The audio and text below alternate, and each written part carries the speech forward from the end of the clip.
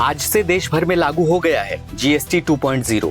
सरकार के इस बड़े फैसले का असर अब आपकी जेब से लेकर बाजार तक दिखेगा। सवाल ये है, क्या होगा सस्ता और किन चीजों पर पड़ेगा सीधा असर? चलिए आसान भाषा में समझते हैं। सबसे बड़ी राहत बीमा पॉलिसी धारकों को मिली है। अब जीवन बीमा और व्यक्तिगत स्वास्थ्य बीमा पर कोई जीएसटी नहीं लगेगा, यानी प्रीमियम पर टैक्स का बोझ खत्म।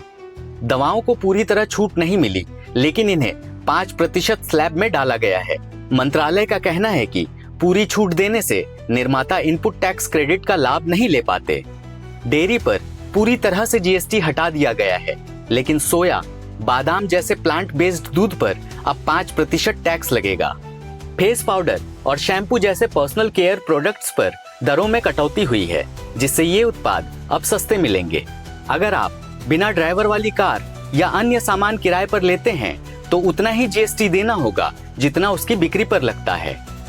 इंपोर्टेड सामान पर भी नई दरें लागू होंगी, यानी अब आयात पर आईजीएसटी संशोधित दरों के अनुसार लिया जाएगा।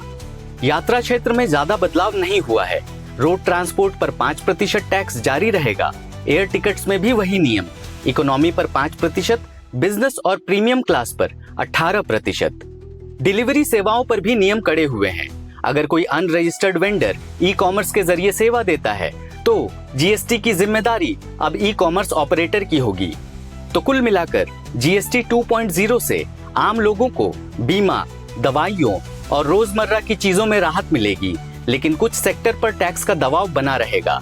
इसका पूरा असर आने वाले दिनों में देखने को मिलेगा।